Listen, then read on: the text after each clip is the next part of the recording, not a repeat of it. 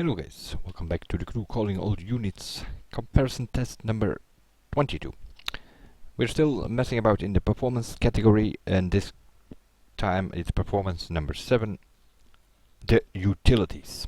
Utility category has 7 cars in this, so let's immediately start with the Bmw X6, 772 horsepower for the M version of this thing. Now, these are heavyweight SUVs and pickups in this category. Obviously, we are not gonna get anywhere near the 230 that we have done with some of the winners for the other categories, and that makes me pretty simple. Since it's only 7 cars as well, only one will go into the winners battle, one of these 7. Because they're just too slow to put a second or a third one in there. It's kind of what I put in the winners battle are the category winners, and then all the cars that went under 230.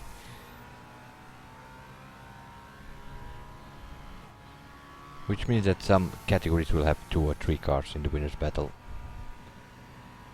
And we will end up with, I think, a top 15 probably. Previous in street dirt, I only had 10 cars in the winners battle. But in performance you also have way more cars in the categories itself. So 85 performance specs I think there are in the game at the moment, so I guess we can do a top 15 then in the winners battle. Meanwhile this Screamer is well, more or less smoothly going around. But it's a bit too heavy, and it sort of understeers towards the side of the road. Had to use it a couple of times in the brand time attack, and yeah, it's not the best cars, is it? It's not even that bad within the utility category, but if you compare it with other performance specs, it's just a bit too heavy, and that also makes it a bit too slow. And that will go for most of the cars in this category, unfortunately.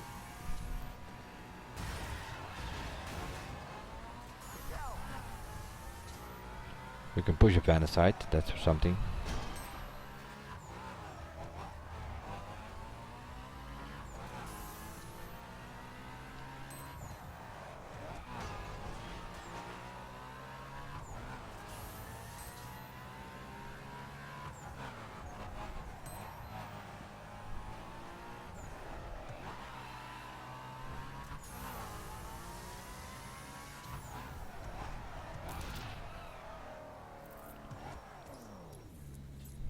Two 39.2. Okay, well, we will see what that means compared to the others. Compared to the ones that we have tested already, it's a bit slow, but like I said, it's pretty heavy cars here in this category, so I don't expect 230 or lower coming out of one of these, but we'll see. Cadillac Escalade, once more a DLC car. This comes with the raid pack. You can also buy the car itself, or if you have the season pass, then it's also included, because all the DLC packs are included.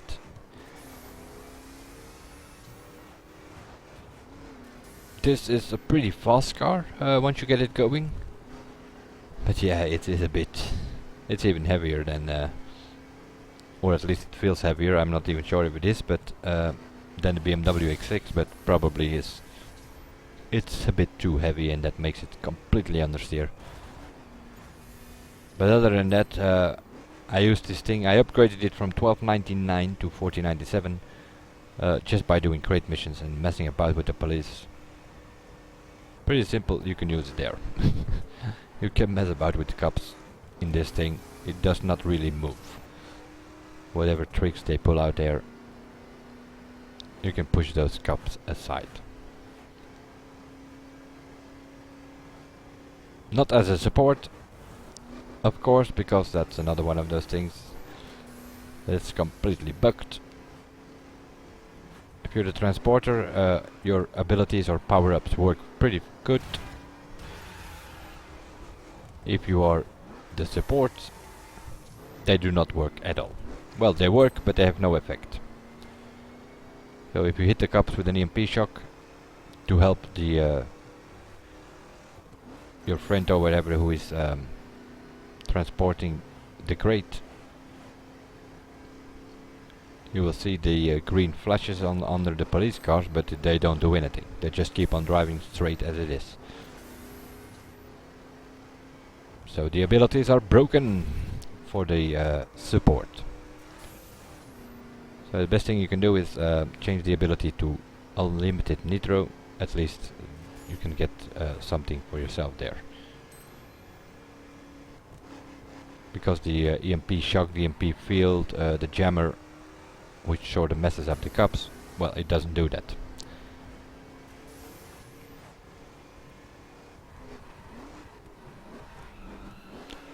Although it's a pretty heavy car, the brakes are kind of okay on this thing, but other than that, yeah, it's a bit of a fight in small towns like this. You're mainly fighting with the weight of the car than anything else. Straight line speed, it's more than okay. Pretty good actually, but yeah. The roads are not only straightforward, are they? They also have twists and turns. And also free drive challenges bugged, as you can see. Does not always immediately finish. 241.988, that's like 2 seconds slower than the BMW X6. Might be different if you have a track with longer straights. Might be different. Chevrolet Silverado, 964 horsepower in performance spec.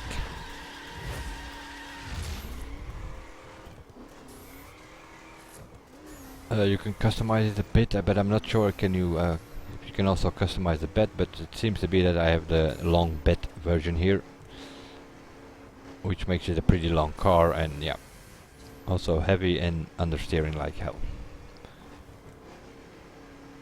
That does not mean that it's slow, because one of the previous qualifiers there was a speed trap, and where at first we used the Mini, the Raptor, eventually came up with the Silverado as being the best to get the highest average. So speed it has.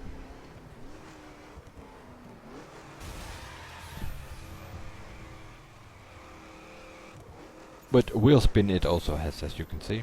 Okay, I hit a car, but been standing 5 seconds before it actually moved again, because it was too busy wheel spinning.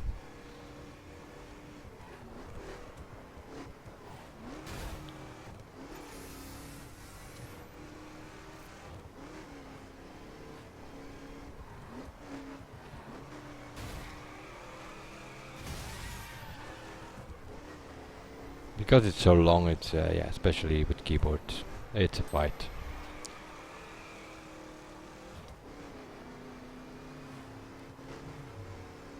On the speed trap it kinda worked, because yeah, it was like you drove on long straights to a camera, or towards a camera, but on a twisty track like this, no, not with this car. Just like the Cadillac, if you have a track with longer straights, you might want to test this thing in if qualifier is utility or something.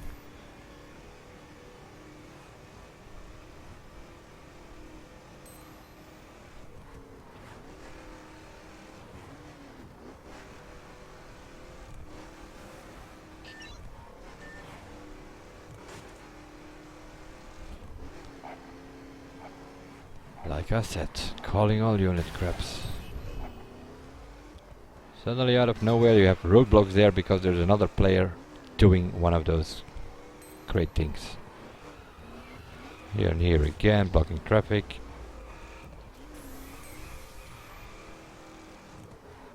They should put those crates into a lobby just like they did with PvP, so that it's not messing with the free drive challenge and people driving just around for fun or to record stuff or whatever, like I'm doing here now. Should not be bothered by the police. I have nothing to do with the police. I didn't hit a crate, but they are messing with the recording of this video anyway. So if you're watching this, Ubisoft, put those crates into a lobby just like you do it with PvP. A 243 was the result. Hit a few things here and there, but nevertheless, Silverado will not be the fastest on that track. Because, for instance, a Dodge Ram is way smaller, so I'm assuming that might be a bit faster. 864 horsepower, that's about 100 less than the Silverado, but yeah, it's also a short bed version, this one. Which makes it already a little bit smaller and easier to handle. Also in the one of the previous qualifiers for the summit, there was a utility highway track on in Los Angeles, I think. Tested a few cars there as well. Eventually ended up with this one being the fastest.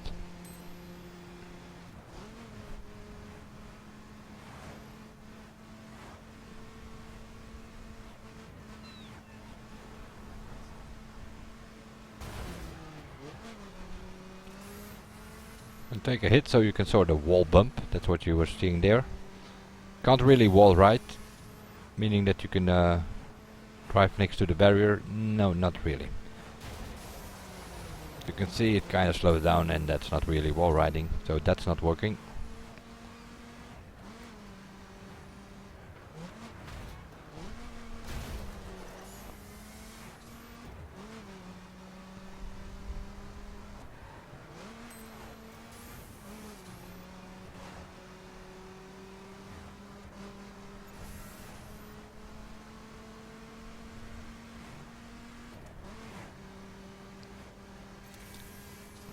I have done, what is it, 240 something kilometers in this thing. And that's mainly because we have done several runs in that time attack in one of the previous qualifiers. Other than that, I haven't driven this thing that much, and that's kind of strange since we had done the same qualifier last year. So I'm assuming we used another car there then, not knowing that this was a faster option. It's also possible that with putting it at 4097 it might be the faster option.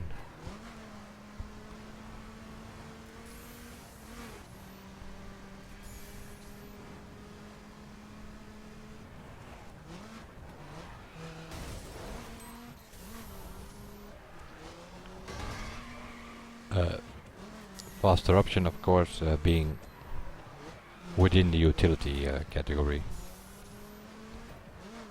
Not for performance in general, because then it's a bit too slow.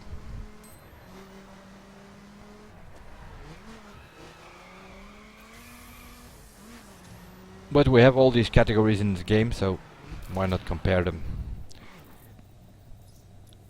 That's sort of another one of those things that the game missed out. 239.1 is so far the fastest time, actually, because it is faster than the X6, which did a 239.2.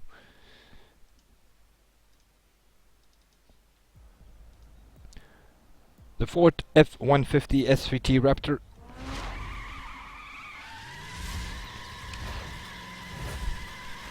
This thing can wall ride, but not in all circumstances apparently. Because a mate of my, his car didn't wall ride, so we have been checking it out a few times, and it depends on the bumpers apparently. He had a few bumpers with those side wings on it, and the car did not want to wall ride on a certain speed trap where we used it. More specifically in this one, the current running qualifier. So I had a look which bumpers I had on, and which turned out to be number 3 in the rear. As you can see, it does wall ride. You're not really losing speed, you're more gaining speed against those barriers. And that's why this car is pretty decent for the utility situations. Qualifiers, summit stuff that you have to do. If the team is utility, then this car will very often be the option for speed traps, even for time attacks. If there are walls or barriers about in the time attack, then you can use this car because it can wall ride, and that's give it an advantage compared to some of the others which can't.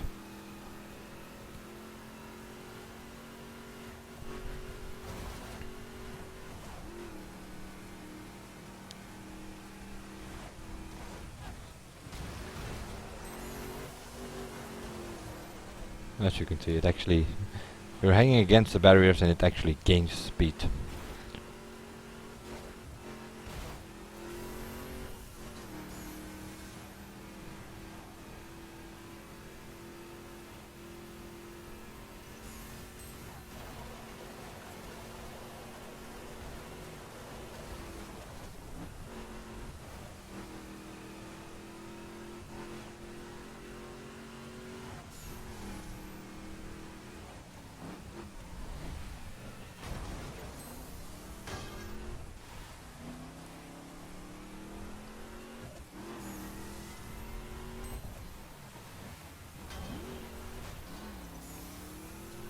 But besides wall riding, even then, it has a pretty good acceleration and handling. It's not that bad. You just need to get used to it a bit.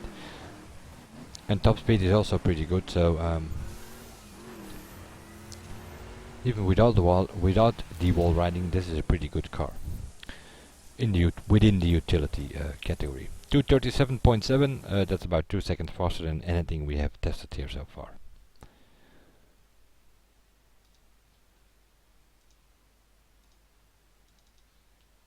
And then we have this thing, the Hummer H1 Alpha. Yeah, it's a car and it drives on 4 wheels. Let's put it that way.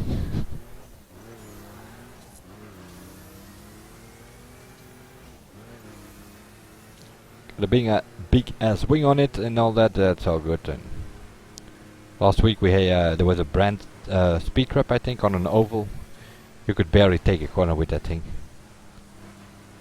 And you need to get top speed out of it, or at least the highest speed that you could get, so that you can get a decent average. I had to do many runs to get a decent run going. Because yeah, this kinda acts a little bit boatish. And it also can't wall ride because you lose a lot of speed. And it understeers, as you can see. I have to go off throttle or I wouldn't even make that corner.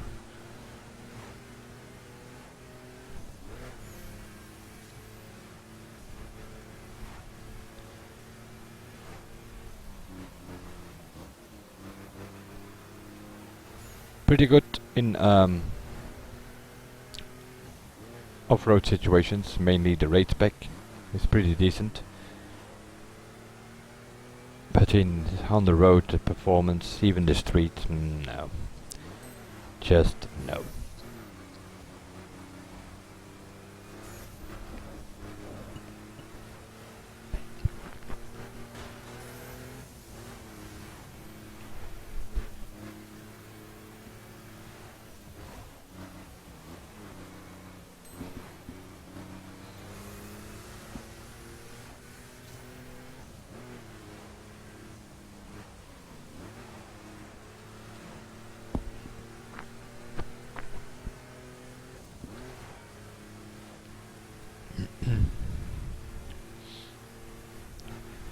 Acceleration seems to be a problem as well, not really.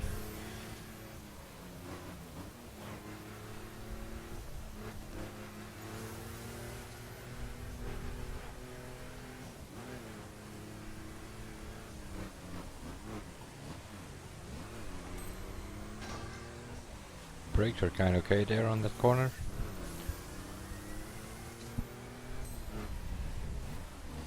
Yeah, brakes are pretty good.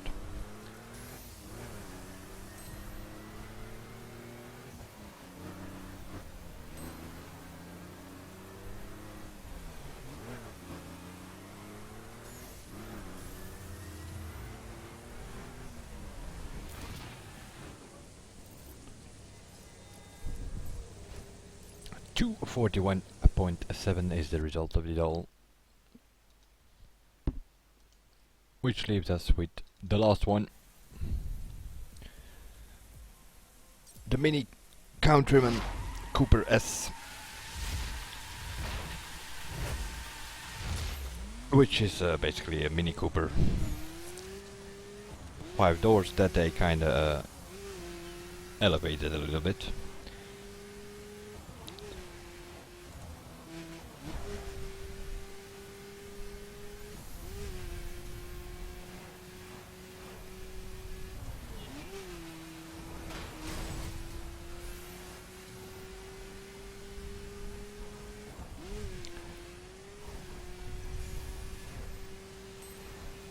It's not even that slow either, so it's small, it's handleable, especially compared to the other pickups and new SUVs.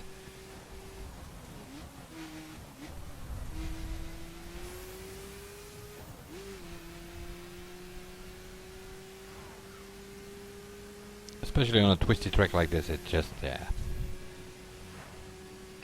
The fact that it's so small makes it, give it already a big advantage compared to the others. Cannot wall ride, so I have to see if it can beat the Raptor, but it might on a track like this.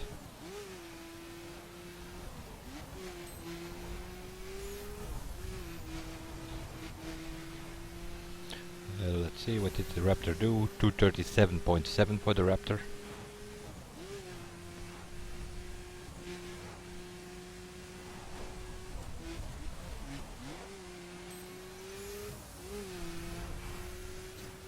Understeer a little bit here and there.